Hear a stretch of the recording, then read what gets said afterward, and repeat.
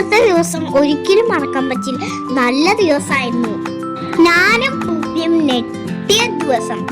എന്തായാലും അച്ഛയുടെയും അമ്മയുടെയും സർപ്രൈസ് അത് അടിപൊളിയായി. ഞങ്ങളോട് വേഗം റെഡിയാവും, പാർക്കിലേക്കൊക്കെ പോവാന്ന് പറഞ്ഞിട്ട് ഞങ്ങൾ റെഡിയാവണ സമയം കൊണ്ട് വേഗം അവരങ്ങ് മുങ്ങി.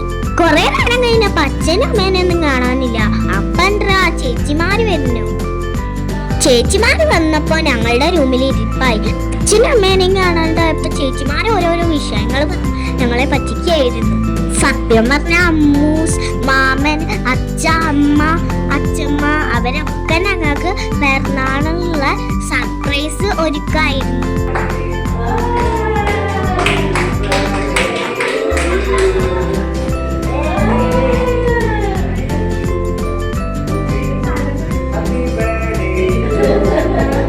സത്യം പറഞ്ഞാൽ ഞങ്ങൾ ഞെട്ടിപ്പോയി. നല്ല അടിപൊളി കേക്കായിരുന്നു. ടോമഞ്ചേരി ആനക്കുട്ടിയും നല്ല രസമുണ്ടായിരുന്നു. പിന്നെ ടോയ്സിനെയൊക്കെ വെച്ച് മാവനവിടെ അലങ്കരിച്ചപ്പോ നല്ല രസമുണ്ടായിരുന്നു. എനിക്ക് ഭയങ്കര സന്തോഷമായിരുന്നു ആ സമയത്ത് എനിക്ക് ഭയങ്കര സന്തോഷമായി. എനിക്ക് എന്താ പറയണ്ടേന്ന് അറിഞ്ഞിട്ടുണ്ടായിരുന്നില്ല. എനിക്ക് ശരിക്കും സർപ്രൈസ് ആയി. പിന്നെ ഞങ്ങൾ സന്തോഷമായി കേക്കൊക്കെ മുറിച്ച് എല്ലാവർക്കും കൊടുത്തു. ടൂച്ചാണ് കേക്ക് മുറിച്ചിട്ട് ആദ്യം എനിക്ക് തന്നത്. അത് കഴിഞ്ഞിട്ട് ഞാൻ അവൾക്കും കൊടുത്തു. കേക്ക് മുറിക്കാൻ എനിക്ക് ചെറിയൊരു ടെൻഷൻ ഉണ്ടായിരുന്നു. ആദ്യമായിട്ട് ഞാൻ ഒറ്റയ്ക്ക് കേക്കൊക്കെ മുറിക്കണേ. പിന്നെ ചൂച്ചു കൂടി ഉള്ളതുകൊണ്ട് ഒരു ധൈര്യമുണ്ട്. പിന്നെ അച്ഛനാണ് ഞങ്ങൾക്ക് കേക്കൊക്കെ മുറിച്ചു തന്നത്.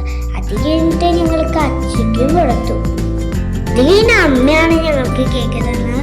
ഇത് ഞങ്ങൾ അമ്മയ്ക്കും കേക്ക് കൊടുത്തു. ശരിക്കും പറഞ്ഞാൽ അച്ഛനും അമ്മയും കൂടിയിട്ടാണ് ഈ സർപ്രൈസ് ഒക്കെ ഒരുക്കിയത്. അതുകൊണ്ട് ഞങ്ങൾക്ക് വളരെ സന്തോഷമായി.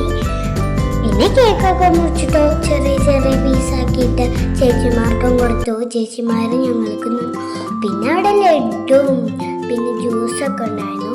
അതൊക്കെ എല്ലാവർക്കും കൊടുത്തു. പിന്നെ ചേച്ചിമാർ ഞങ്ങൾക്ക് കുറേ സർപ്രൈസ് ഒക്കെ തന്നു. എന്തായാലും ഈ പിറന്നാൾ ഞങ്ങൾ അടിച്ചു പൊളിച്ചു.